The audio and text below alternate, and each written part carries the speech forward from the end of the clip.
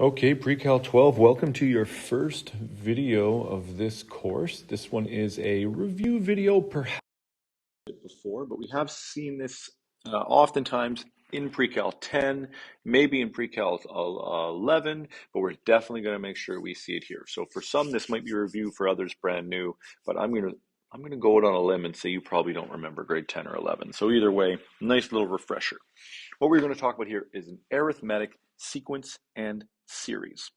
So an arithmetic sequence is a sequence with a common difference. But before we get to that, let's just look at how do we distinguish a sequence with a given equation. So here we have this equation, a subscript n, okay?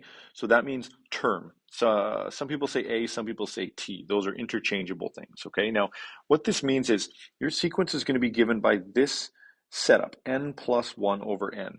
And as the subscript changes, the n in your equation changes because they're all the letter n.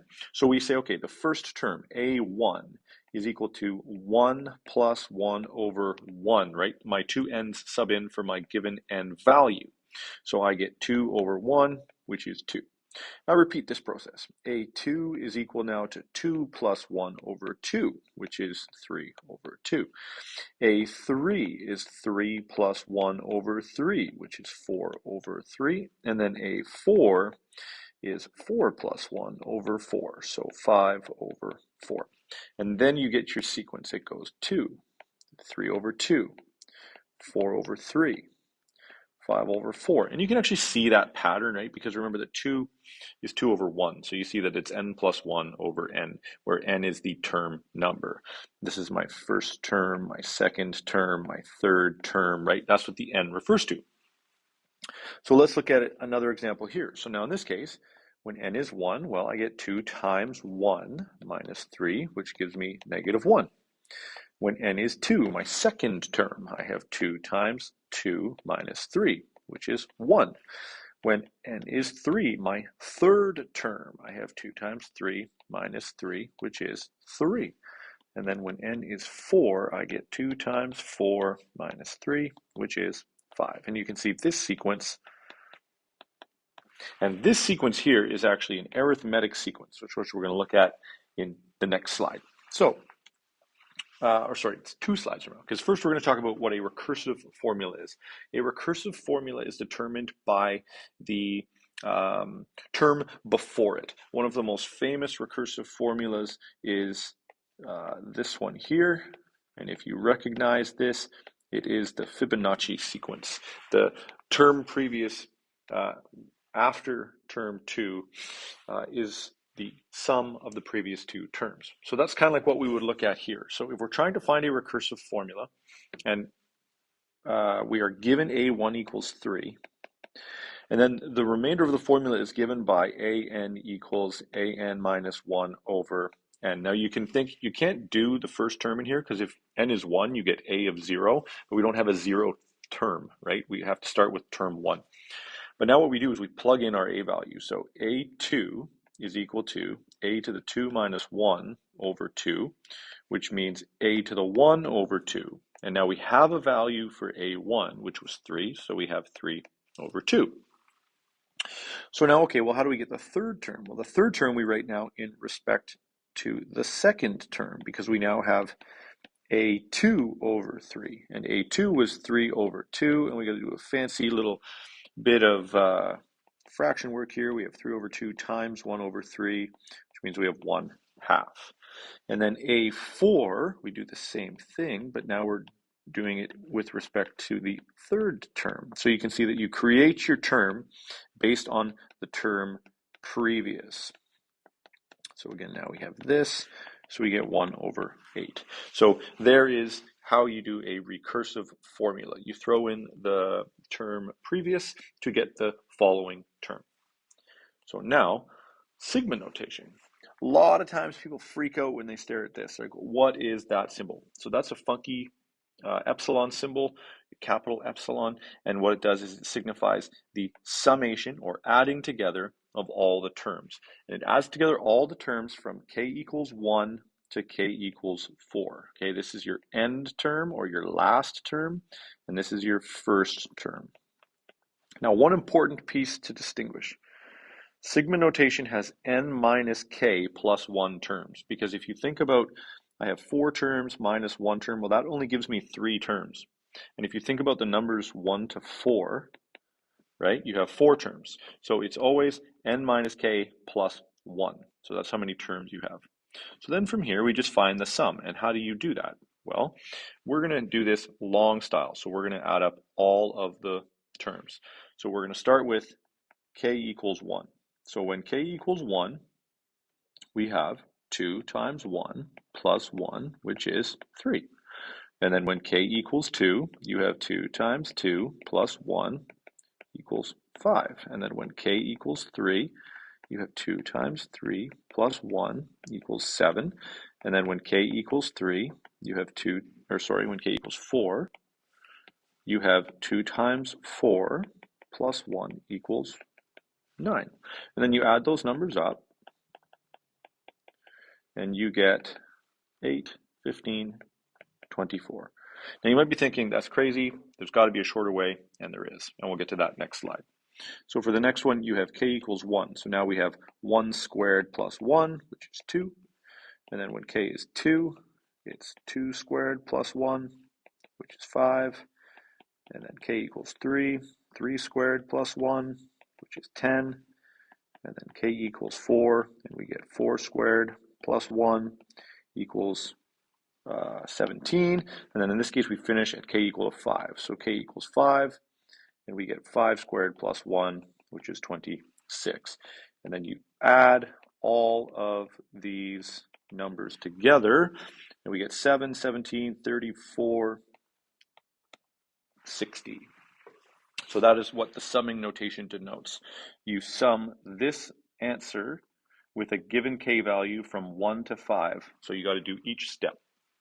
So from there, we'll look at an arithmetic sequence, because that is how we can simplify a summation when we have arithmetic. This is an example of an arithmetic sequence. This is not, and I'll explain the difference in a little bit here. So for an arithmetic sequence, you have to have what's called a common difference. So the difference between 3 and 5 is 2. The difference between 5 and 7 is 2. The difference between 7 and 9 is 2. How do we get the common difference? We subtract term 1 from term 2, or we subtract term 2 from term 3. You just always subtract the term previous from the existing term, and you should get the same answer every time. If you do that, you get what's called a common difference, and you get what's called an arithmetic sequence. Now in this case, it's -3, -3, -3. So here your difference is -3. So now let's go back here. You can see, why is this one arithmetic? Well, because look, you go 2, 2, 2, right? And this one we go 3 and then 5 and then 7. So that's not a common difference. So this is an example of an arithmetic sequence. That one, not so much. So how do we use this equation? And here's the equation of an arithmetic sequence, okay? Tn, which means the nth term, is equal to a, our first term, plus n minus 1 times d. So it helps to identify what we have. Okay, so a is my first term, and a is 2 in this sequence, right? N is 12. I want to know my 12th term. Tn, well, since Tn means an nth term, but since we know n is 12, we're looking for T12, which is our 12th term, and we don't know that. And then our difference, well, plus 3, our difference is 3. So this then becomes color by numbers. We take our equation, T12 equals a plus n minus 1 times d, and we plug in the information we have. So a is 2, n is 12, d is 3. And then we just work our way through this. So T12 equals 2 plus 11 times 3. T12 equals 2 plus 33. So T12, the 12th term, is 35. So if you continue this list, 2, 5, 8, 11, right? And you kept going. When you got 12 terms down, you'd see the number 35. That is how arithmetic sequences work, and that is how we can simplify them. And it makes life quite nice. So in this scenario, we got a little bit of different thing going on. Here, which term has that value? So in this case, Tn and n. N I do not know. That's what I want to find out. But I know that whatever n is, my nth term has a value of 439. And then I still know my a. My a is 4 in this case. And I still know my d. Again, it's 3 because my common difference is 3. So in this case, I set up my equation the same way, but I sub in the info I have. And in this case, I have my nth term value. I just don't know where in the list it is. The nth term is 439. My a value is 4. And then n is what I don't know, and my d value is 3. So now we just do a little bit of algebra. Minus 4, so 435 equals, I'm just going to rearrange, 3 times n minus 1. Divide by 3, and we get 145 equals n minus 1. And then just add 1 to both sides, so n is 146.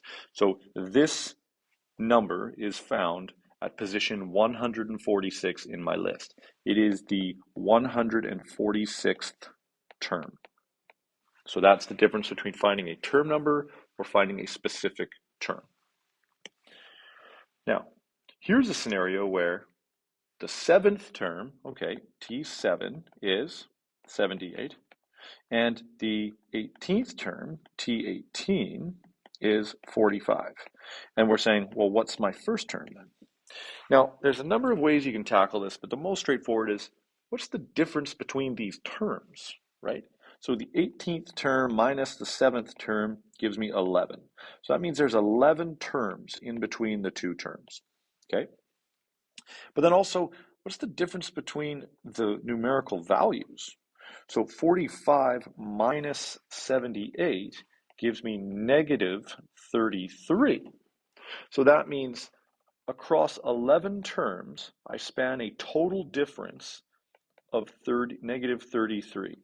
So then that means 11 times my difference is negative 33. So the total difference is 11 times the common difference. So then we just divide by 11, and we can solve d equals negative 3.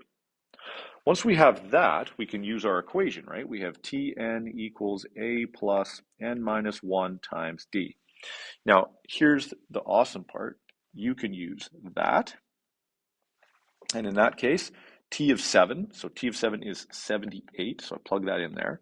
A, I don't know, but in this case, my n is 7, and my d is negative 3. If I used the other formula, right over here, well, sorry, the same formula, but the other set of information, this time my Tn, my 18th term, is 45, my a is unknown, but now this time my n is 18, my difference is still negative 3. Now, if you work these out algebraically, you get 78 equals a plus negative 18, add 18 to both sides, and you get a equals 96. So 96 is your first term. If you were to do it this way, you'd have 45 equals a plus 17 times negative 3 is negative 51. Add that to both sides, and again, a equals 96. Makes no difference which one you use, as long as you are consistent. So first we have to solve for d by determining the overall difference and the overall term difference in between, and then we can get our a value. There's lots of practice of this stuff in the workbooks, so feel free to work your way through, kind of chunk it at a time. Now, here's probably one of the more complicated, and it's find an x value so that this number, and this number are consecutive terms in an arithmetic sequence. Well, I want you to think about a few things. One, I want you to think about the fact that 3x plus 2 is a number, so we're going to put it in brackets. Same with 2x minus 3, and same with 2 minus 4x. Once you have a value for x, that whole statement simplifies to a number. So that's the important first step. The next step is to identify that it is an arithmetic sequence, which means term 2, 2x minus 3, minus term 1 gives me the difference. But also that term 3 minus term 2 gives me that same difference. right? So now let's simplify these statements.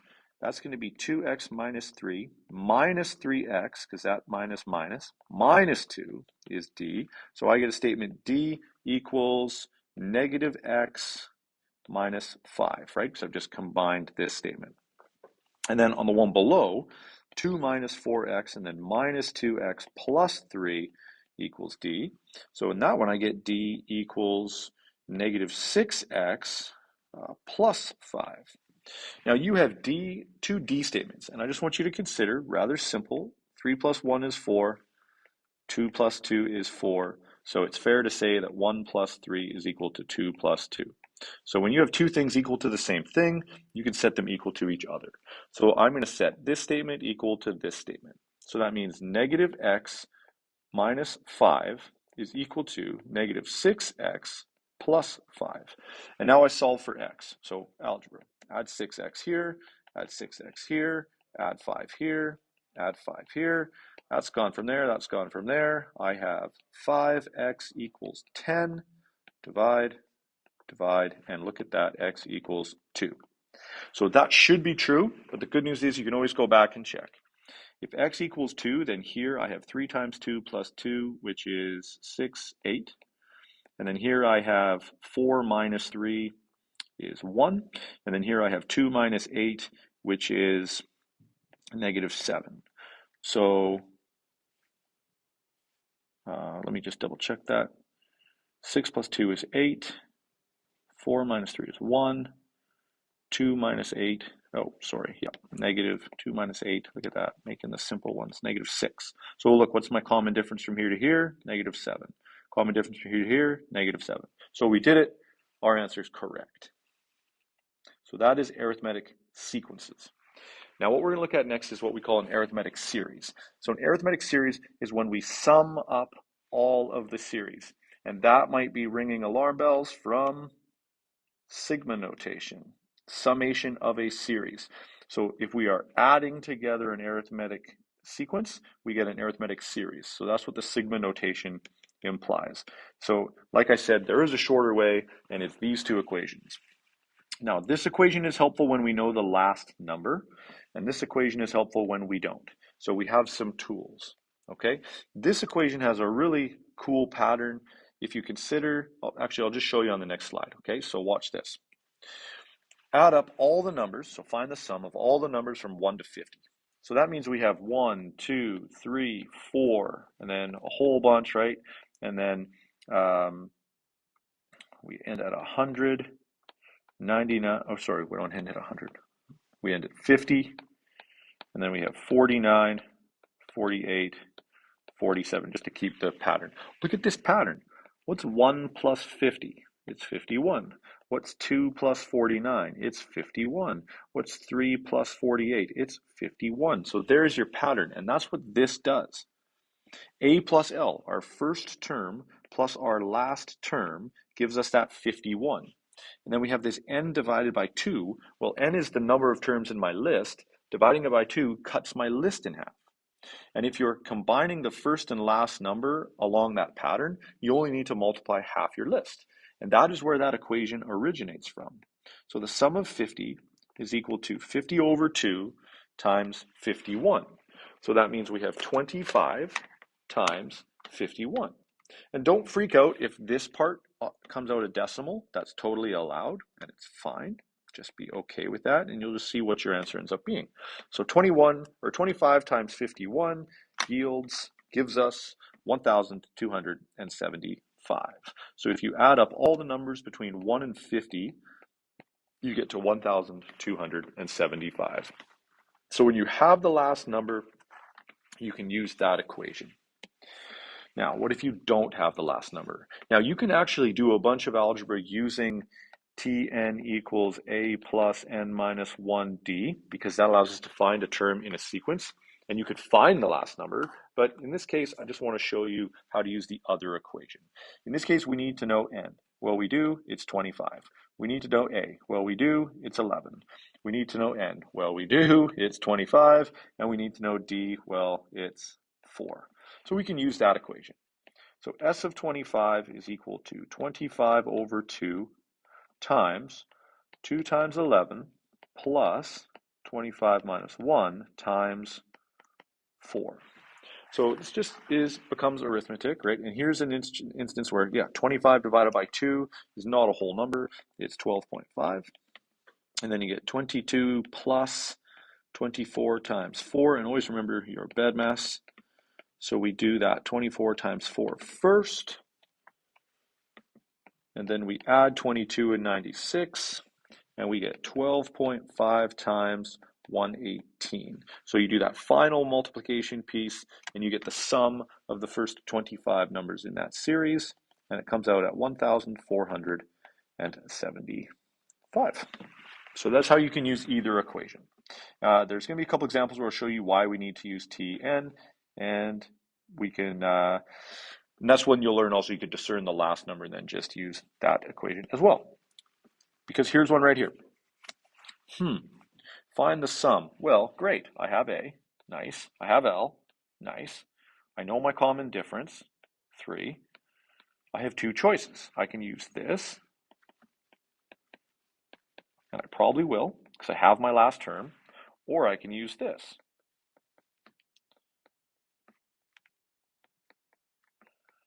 But what I'm missing from this one is I'm missing N, and I'm missing, I'm missing N, right? So either way, I'm going to need to find N.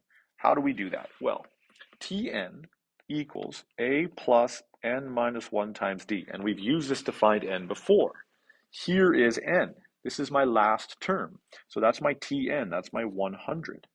And then I know my first term is 7. I don't know my N value, and I know my difference is 3.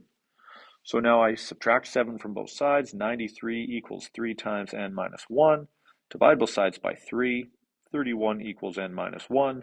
N equals 32. So boom, I've got my N value. So now let's just use this. It's easier. So the sum of 32 numbers is equal to 32 over 12. And then my first term plus my last term. Getting ahead of myself. So now I have 16 times 107. And what do I get? That last calculation, I get the sum of those 32 terms is equal to 1,712. So sometimes we have to find N first. Don't be worried, you have that ability. Let's do one more. Again, this is my last term, so I'm going to use this one. It's just so much more convenient. But again, I need N. So I need to solve Tn equals A plus N minus 1 times D. Tn in this case is 137. A is 5. N is what I'm trying to find out, and my difference is 4. So subtract 5 from both sides. 132 equals 4 times N minus 1. Divide both sides by 4, and you get 33 equals N minus 1. So in this case, N is 34. Boom. Now, the sum of 34 terms is 34 over 2 times 5 plus 137. So I get 17 times 142, last bit of multiplication, and I get the sum of those 34 terms is 2,414. So that is arithmetic sequence and series. You can see that we can connect the two when we get there. It starts by identifying your common difference. That's probably step 1. Because if you don't have a common difference, you don't have an arithmetic sequence, and you definitely don't have an arithmetic series. One quick pointer, and feel free to throw me under the bus here. Your teacher or whoever is teaching this to you should provide you with the equations. This is not about memorizing equations. This is about understanding how to use them. So I strongly, strongly suggest you advocate for that aspect, all right? Thank you so much, and I will see you in the next video.